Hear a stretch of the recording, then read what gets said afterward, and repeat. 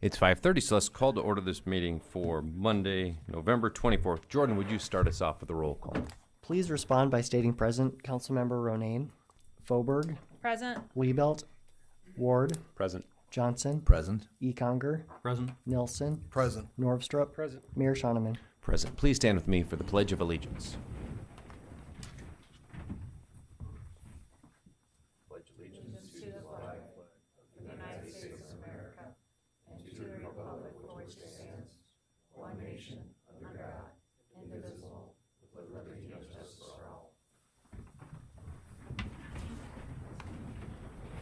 A couple of slight modifications to this week's agenda. I'm just going to speak through them real quick, and then we'll take a motion to approve the agenda with those adjustments. They were just clerical adjustments on a few of the bills.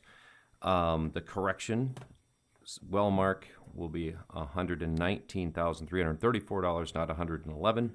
Trav's Outfitters will be $17,538 and not $171,538. Just a decimal point there. Glad we're not buying $200,000 worth of boots.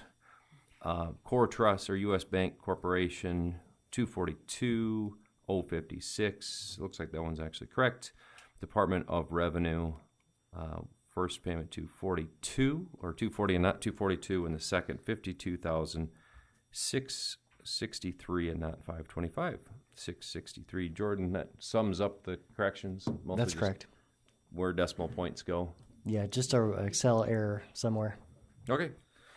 So I take a motion to approve the agenda with those aforementioned notations on those invoices to be paid. Move to approve with those corrections. Got a motion from Councilman Ward, second from Councilman Norvstrup. Anyone have any discussion points on our evening's agenda? Okay, all in favor, please say aye. Aye. Aye. Opposed, nay. Motion carries. Next, we've got approval of the minutes from the previous meeting, which took place 1 week ago, last Monday, November 17th. I take a motion to approve the minutes of our previous meeting. So moved. Second. Motion Nilsson, second Econger. Anyone have anything? All in favor, please say aye. Aye. Aye. We have a speaker here tonight, Lonnie Anderson from our, who's a civil engineer and property developer around here in Aberdeen. Always good to see him. He sent us all some correspondence on some lights, and we were working a little bit back and forth to make sure that the neighborhoods in question are well lit and safe. So, Lonnie, the floor is yours. Welcome to the meeting. Glad you're here.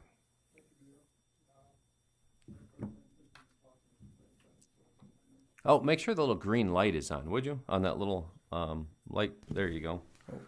Okay, thank you. I have a little trouble thinking and talking at the same time, so That's not been my experience. Go ahead. And I'm going to be really quick. My name is Lonnie Anderson, and I'm here to encourage you to direct your city engineer's office to reset the entrance lights at both Cedar Heights and Ashwood subdivisions.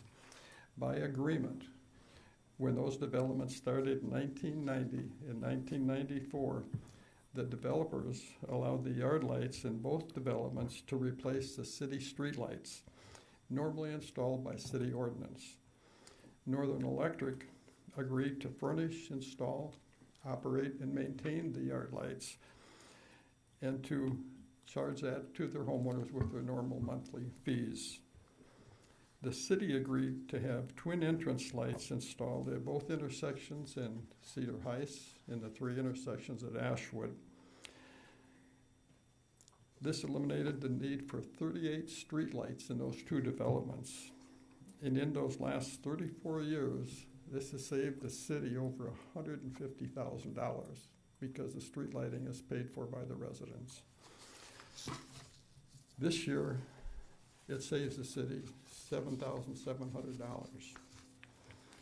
In 2014, when the city rebuilt Roosevelt, these lights were removed and stored at Northern Electric because they were in the construction work limit area. They could have been reset at the end of 2014 when the project was completed.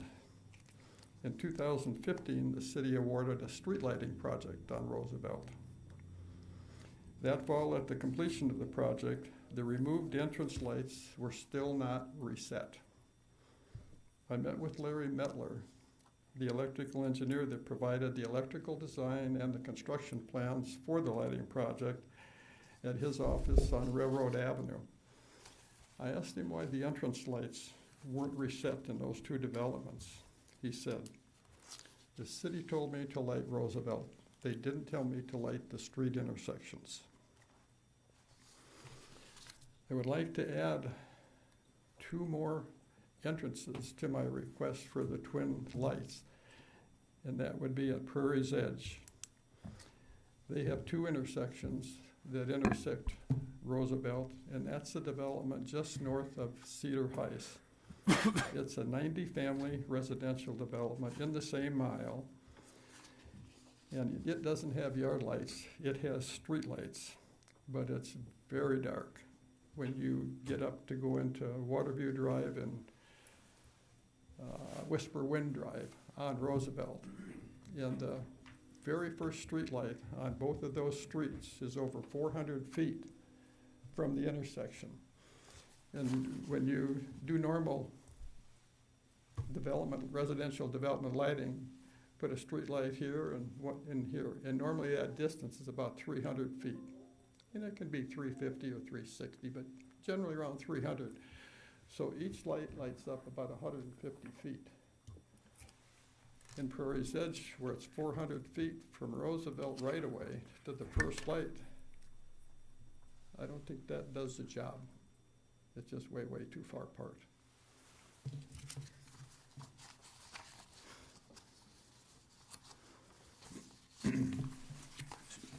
So thanks for joining us here, Lonnie. Would Okay, it be? oop, I'm not done. Well, all right. Generally, there are 2 different groups of people that drive on Roosevelt. The first group are those driving 30 to 35 miles an hour going to their destination elsewhere. That's a fast group. The second group are the slower drivers going to and from their destination in Ashwood, Cedar Heights, and Prairie's Edge, or the other private homes within that mile.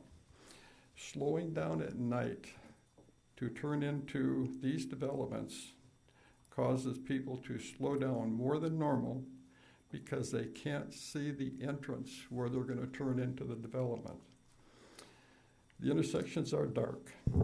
This slowed down driving significantly increases the possibility of a rear-end collision with the Group 1 driver.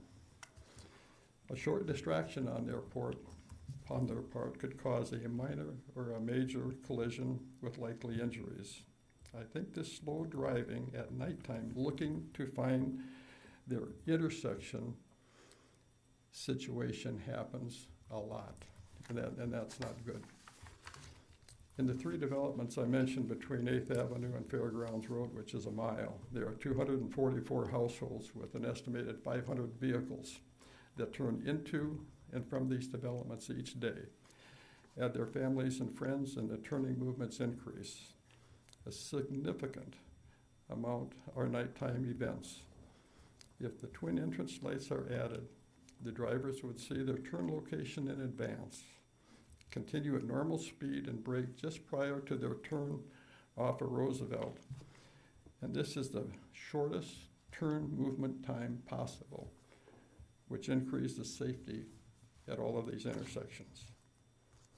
There are 3 reasons to install these entrance lights in these 3 developments that I mentioned. The first is increased safety for all of the drivers on Roosevelt. The second is a reduction in liability exposure, because you already at Willowwood have all the street lights in the development, plus you have entrance lights on Roosevelt. Just what I'm asking for. And just this latter part of the summer up at Pine Haven Estates, you put the street lighting in that development and added the 2 twin lights, both at Lawson and in Kettering, the 2 streets that intersect 15th Avenue.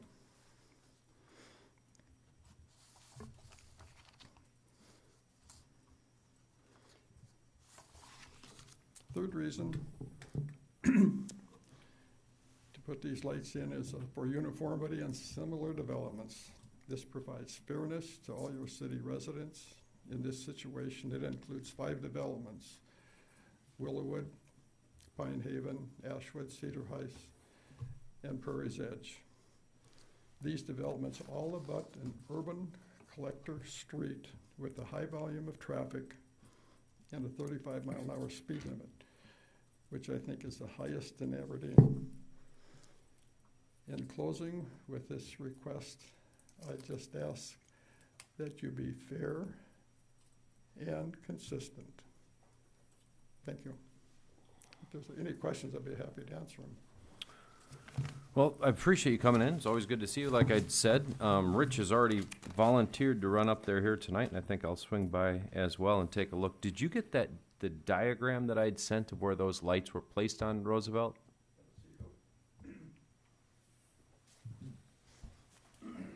Those have nothing to do with my request. Okay. All those are the city streetlights based on Roosevelt, what Larry Mettler did. And they don't light the intersections. But when I mentioned to you, I'd like that same electrical drawing down at Willowwood on Roosevelt. Right. And up at Pine Haven on 15th Avenue. What I expect to see there are the lights, the way they're spaced. They're similar to North Roosevelt. But I also expect to see 2 entrance lights. Sure. At each of those. And historically, those have been Northwest Energy property. That's all Northwest Energy. But Okay. Northwest Energy and Northern Electric, they basically provide the same service. Like, Yeah, we have quite a few of those throughout town. Yeah. Well, we'll meet up and we'll reconnect with you, and we'll have a look and kind of appreciate your clarification on it, and appreciate you coming down and sharing that information with us. okay, thank you. We'll be back in touch, Lonnie. Consent calendar. We've got a number of items of routine city business. We've got some reports and minutes from a variety of city boards. We've got a lottery notice, a taxi cab license, a community event permit for Aldersgate Church, as well as a retail liquor license, which will be coming up in renewal, and a mobile home license renewal for Highland Trailer Court, Aberdeen Mobile Home Park, and South Roosevelt Street. I'd take a motion to approve those consent calendar items. Move to approve. Second.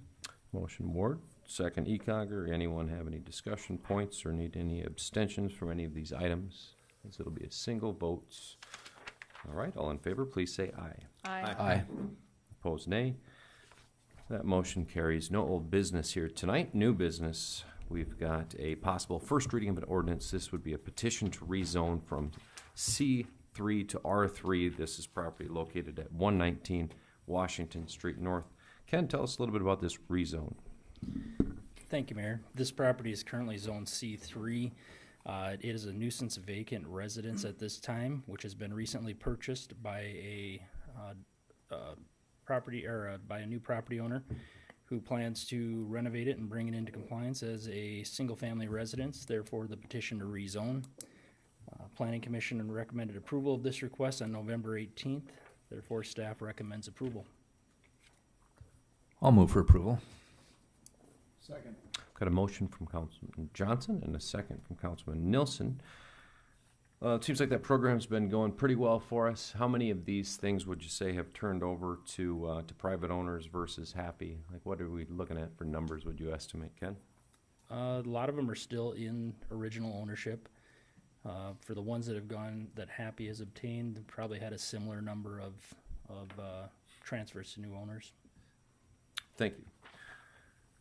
All right, if there's no questions from the council, Jordan, would you give us a roll call vote on this first reading of this ordinance to rezone? Councilmember Foberg, Aye. Ward, Aye. Johnson, Aye. Econger, Aye. Nilsson, Aye. Norvstrup, Aye. Mayor Shoneman. Aye, motion carries. Next is possible first reading of an ordinance. This will change the name of a portion of the right-of-way from Nicholas Drive to Short Ridge Drive. Ken, why the name change? This is really just a little bit of housekeeping. It looks like over the last 20-plus years, there's been over a dozen replats of this neighborhood, and it has been inadvertently mislabeled on various plats. We picked the most consistent used one, and which one the owners or the property owners are using for their current addresses, and went with that. So we're just adopting an ordinance to identify that as the legal name of the roadway. Staff recommends approval. Move approval. Second.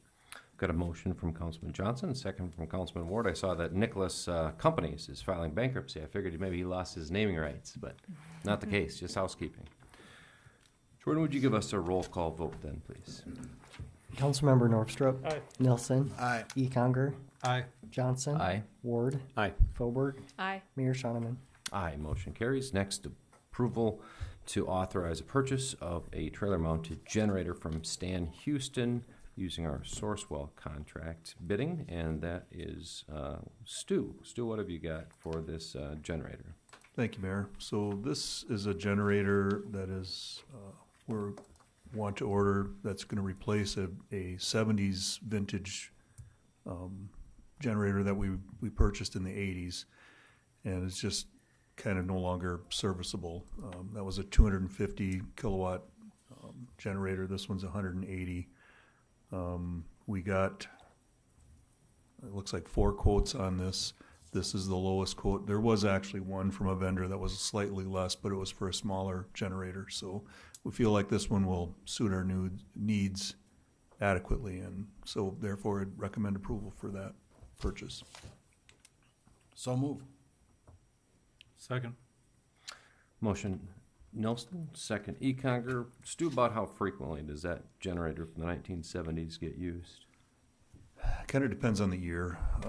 You know, if we have a year where we've had some of these like rain events where it freezes and power goes out, we need it for operating some of the larger lift stations that don't have their own power generation. That's the kind of things that it'd be used for. So it is intermittent use, but it's important to have one that's functional for when we need it. Thank you. Jordan, would you give us a roll call vote? Oh, do you have a question? Quick Councilman question. Johnson. The old one, will we be retaining it, trading it in, or selling it? I did not hear what the plan was, but I would assume it's going to be surplused. Yeah, thanks.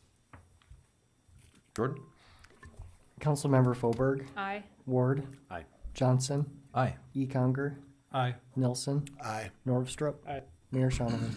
Aye, motion carries. Next, we've got a possible approval to declare surplus property an emergency light bar from Wayland Legacy and to transfer that property to our Aberdeen's Rural Fire Department. Chief John Dahl. Yeah, thank you. This light bar is about 10 years old. It's been taken off of one of our older patrol cars. It's been phased off the fleet. We found about 10 years is about the consistent lifespan with those Wayland light bars.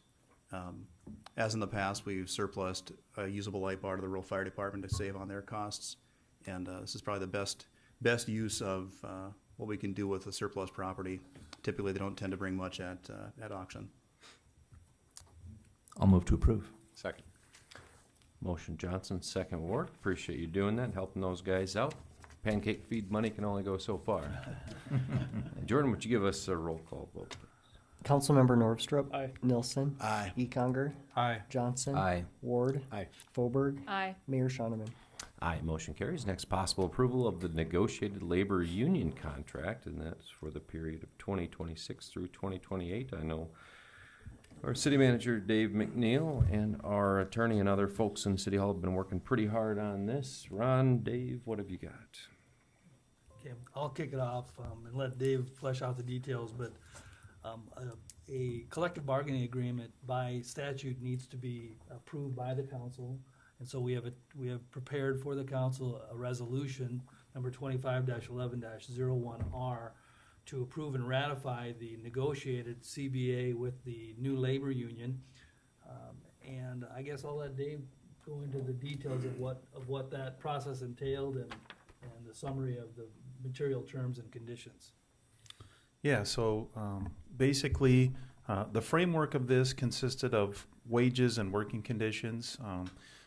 The representatives from the union and the city administrative staff met multiple times to kind of work through the terms and conditions and had a lot of good discussions and collaborations to ultimately arrive at what you have before you, and hopefully you've had an opportunity to review that and vote on that.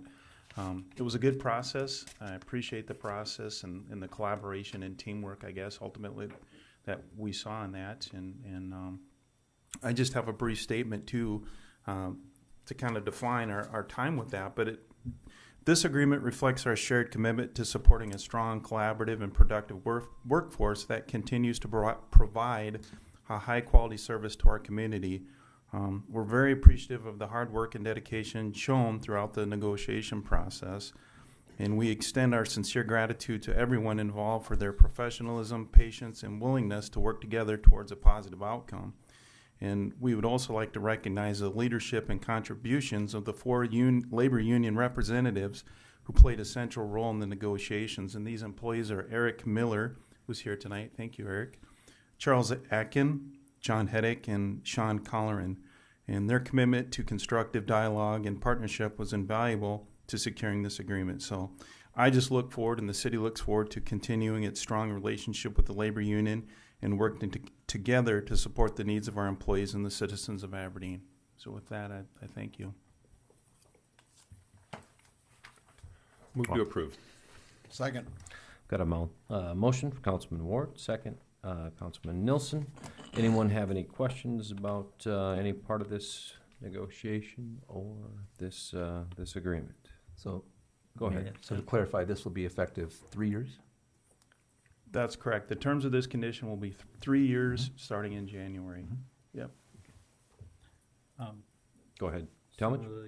Does that put this one then on cycle with the other union contracts? Yep. So basically, so the police and fire have one more year on their contract. So within a year, we'll be negotiating with them, and the ultimate goal is to kind of have all the unions line up together so we negotiate at the same time for the same, hopefully the outcome and the same conditions that are consistent. So Okay. And so this puts them on together then? Well, It puts them on track. on track, yeah. track. Yeah. Historically, we have had 2-year contracts with police and fire.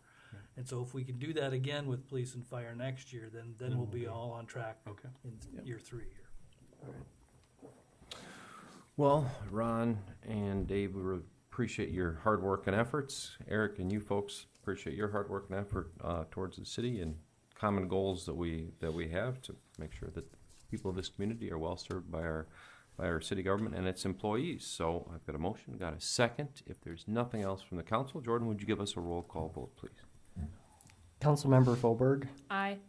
Ward, Aye. Johnson, Aye. Econger, Aye. Nilsson, Aye. Norvstrup, Aye. Mayor Shoneman.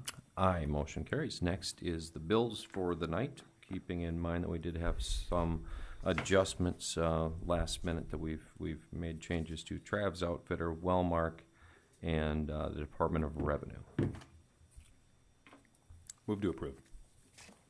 Second. Motion Ward, second Econger.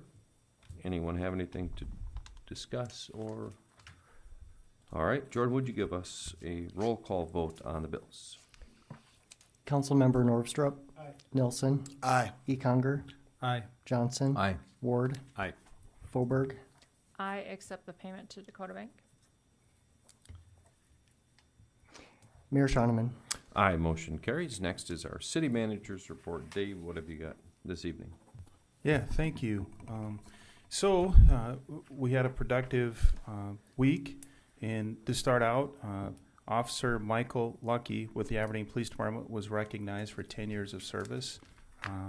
We're very appreciative of that. He's been involved in a lot of things and been in a lot of collateral assignments with the police department, so we're very happy for his 10 years of service, so thank you. Within the Aberdeen Police Department, there are opportunities for promotions. We needed to fill a captain's position. And Mark Miller, our detective sergeant, was promoted to the positions of service captain for the police department. He's going to do a great job. Been with the department many years.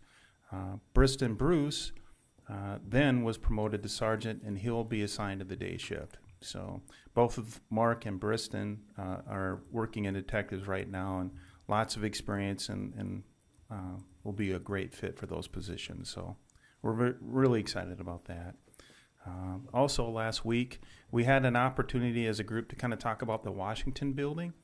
The Washington building, of course, sits over here, not too far from us, and there was a decent article about that building not too long ago in our Aberdeen magazine. So we're looking for a future purpose for that building, and we kind of identified potential things, but we identified the first step and movement in that building, and would be kind of a cleanup or abatement of the asbestos and mold. So we're looking at grant revenue streams to do that. Regardless of what we decide to do with that building, whether whatever its purpose for, its future needs, it needs to have a cleanup. So we're looking at some grant revenue for that. And with that, our water and sewer study is completed by Banner and Associates. So I'd like to call for a work session on December 8th at 4 p.m. if that would be acceptable to your schedules to kind of talk about that. So again, I'm calling for a work session December 8th at 4 p.m. to discuss our water and sewer study. And I anticipate that would take probably from that hour out right up until the time council would start. Is there any conflicts or disagreement with that? There's no council Yeah, that there night. would be no council meeting that evening. so- Okay, that's right. Thank you. Appreciate that. So that's a go for 4 p.m. probably? Let's do it. Very good. Anyone have any conflicts? All right. Okay. All right, so then we finished our calendar. You have that in front of you. And we had a tour scheduled for tomorrow to kind of go look at our WINS projects and the web structures that have been designed and to look at that progress. But with the pending weather, we decided that there could probably be a better time. So we postponed that to a different date and time. So if you're part of that tour, we'll reschedule with that, but there's going to be a better time. And with the weather event we're looking at, I thought it would probably be a good time to ask Stu or kind of have Stu give us a little bit of reminder what the snow removal process looks like and maybe kind of the holiday garbage collection time frame too. Sure. So let's start with the easy one, the garbage collection. So we have a extended holiday this weekend. So there will be a double pickup on Wednesday that will be collecting Wednesday and Thursday's garbage. And then there will also be a double pickup on Monday, which will collect Friday's and Monday's garbage. So as far as snow removal goes, we're not anticipating probably doing a full snow removal tomorrow. Hopefully we don't get to that criteria. But just as a reminder, that is we can declare a snow emergency after 3 inches of snowfall, and that would, require people to, first of all, on emergency snow routes, not park on emergency snow routes. That's automatic after 3 inches of snow. And then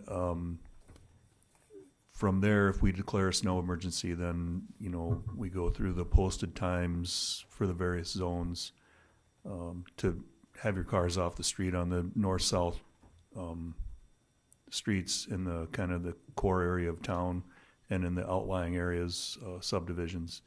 And then east-west streets follow that on that same afternoon. And then typically after that, we would move into the downtown snow removal, where we haul all the snow away. And that would be the evening of that first day. And we typically try to wrap that up, depending on snowfall, 6, 7, 8 o'clock in the morning. So just folks be aware if it's snowing that there's a lot of different places that you can check. You can check our website. You can sign up to be notified for snow removal, and I would encourage everybody to go visit our website and do that. It's very helpful to know, so you don't get caught with getting ticketed or towed. Thanks for that clarification. Always a good reminder as winter sets in, 3 inches of snowfall, and then we'll do it citywide. Otherwise, it's kind of spot clearing for emergency vehicles. Thank you, Michael, for 10 years of service to the city. A great milestone, and thanks to Mark and Briston for their promotions. I guess congratulations on your promotions. So if no one else Mr. has... Mayor. one last thing, I'd like to acknowledge the Boy Scouts that came in, 3 young men in the back of the room, here to watch some civic activity going on. And Councilwoman, have you got something? I was going to give a shout out to the Boy Scouts and their troop leaders because that's a lot of work. So thank you to the adults in their life too. Are you guys getting the citizens and the community badge from this or just observing today? It'll be that badge. You're going to get a badge? All right, work hard. It's a 1-to-1 ratio of adults to kids, so they can't pull anything. It works better here that tonight. way. Cannot get away with anything. All right, I take a motion to adjourn the meeting. Second. Motion Nilsson, second Johnson. All in favor, please say aye. Aye. Opposed, nay. Motion carries. We are adjourned. Thank you all very much.